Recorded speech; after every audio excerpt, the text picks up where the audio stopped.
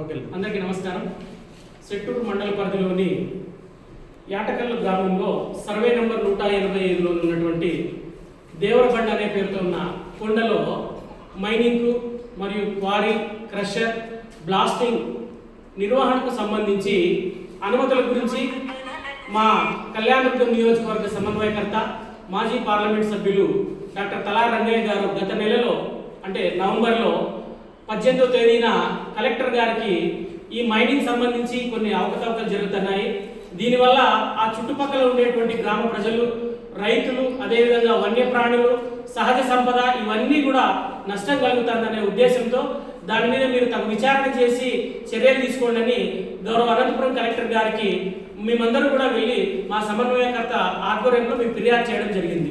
ఆ ఫిర్యాదు చేసిన వెంటనే మా సెట్టూరు తహసీల్దార్ గారు ఒక పత్రికా ప్రకటన విడుదల చేశారు 18వ తేదీన. వారు ఏం చెప్పారంటే, ఈ సెట్టూరు మండలం యాటకల్ గ్రామ పరిధిలో సర్వే నెంబర్ 108 పి బ్లాక్ నందు 3.78 హెక్టార్లకు మైనింగ్ డిపార్ట్మెంట్ వారిని quarry lease permission Devineni Venkatesulu SRC infra developer private limited వారికి ఉన్నాయి. దీనికి అన్ని అనుమతులు ఉన్నాయి. వారు ఇక్కడ పేర్కొన్నారు.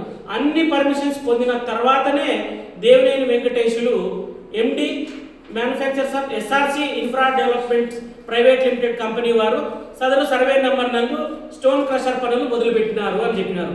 దాంతోపాటు పత్రికాముఖంగా ప్రజలకు ఏం తెలియజేశారంటే, ప్రభుత్వ అధికారులు ప్రభుత్వ నిబంధనలకు లోబడి అనుమతులు మంజూరు చేయబడును, అందులో ఎటువంటి ప్రోద్బలం ఉండదు, వీరికి అన్ని అనుమతులు ఉన్నాయి, అక్రమ కార్యకలాపాలు జరగడం లేదు అని చెప్పినారు. దీనికి సంబంధించి మేము తర్వాత సెట్టూరు తహసీల్దార్ వారిని సమాచార హక్కు చట్టం ద్వారా ఈ యొక్క యాటకల్లు కొండకు సంబంధించి ఏమేమి అనుమతులు ఉన్నాయి అవన్నీ కూడా మీరు మాకు ఇవ్వండి అని చెప్పేసి మేము ఒక ఈ ఆర్టీఐ ద్వారా వాళ్ళని విజ్ఞప్తి చేసినాం. మేము ఏమేమి ఇక్కడ పర్మిషన్స్ అడిగినామంటే, ఈ క్రషర్ నిర్వహణకు మీ దగ్గర ఉన్నటువంటి అనుమతులు ఏవి, ప్రతి ఒక్కటి కూడా మాకు ఆ కాపీని మీ సంతకంతో ఇవ్వండి అని అడిగినాం.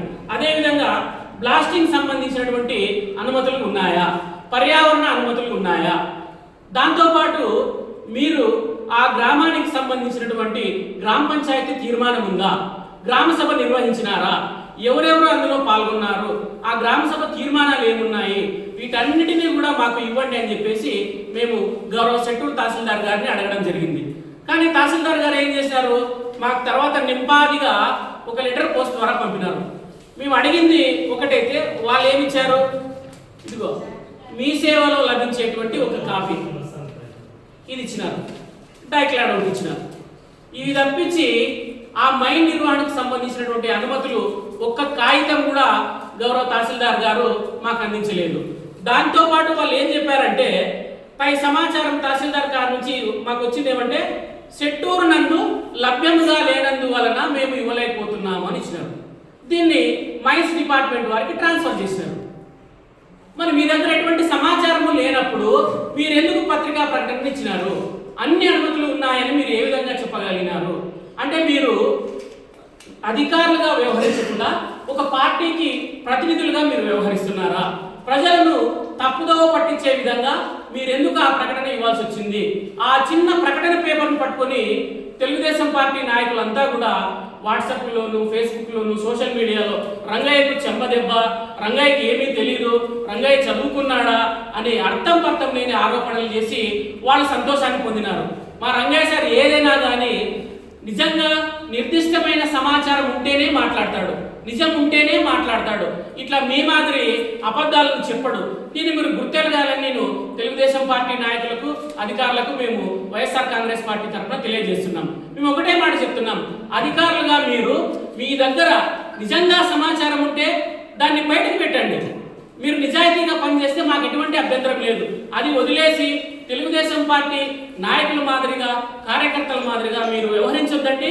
తప్పుడు సమాచారాన్ని ప్రజలకు ఇచ్చి ప్రజల్ని తప్పుదో పట్టించొద్దండి అని మేము విజ్ఞప్తి చేస్తున్నాము. ఇప్పటికైనా గౌరవ తహసీల్దార్ కావచ్చు, లేదంటే దీనికి సంబంధించినటువంటి అధికారులు, మైన్స్ డిపార్ట్మెంట్ వాళ్ళు కావచ్చు, కలెక్టర్ గారు కావచ్చు, ఏమేమి అనుమతులు ఉన్నాయనేది మేము మళ్ళీ దీని మీద అధికారులను కలుస్తాము.